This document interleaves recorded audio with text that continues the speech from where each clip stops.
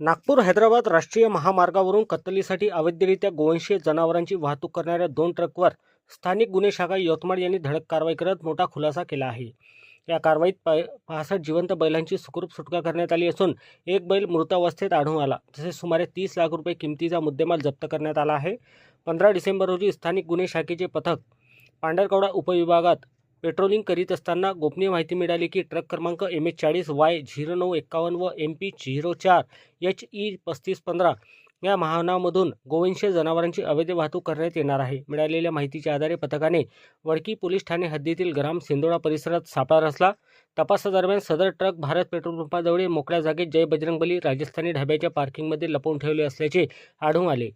त्या ठिकाणी छापा टाकून ट्रकची तपासणी केली असता कोणतीही चारापाणी व वैद्यकीय व्यवस्था न करता दाटीवाटीने कोंबून ठेवलेले 65 जिवंत बैल व एक मृत बैल आढळून आला। जिवंत गोवंशाची अंदाजे किंमत 9,80,000 रुपये इतकी असल्याचे तपासात निष्पन्न झाले।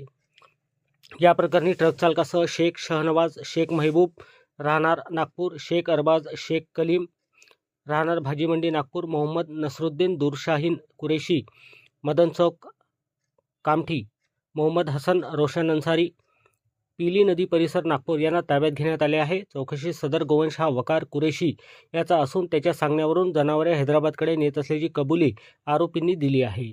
वकार कुरेशी याचा हा सध्या फरार असून त्याचा कसून शोध सुरू आहे।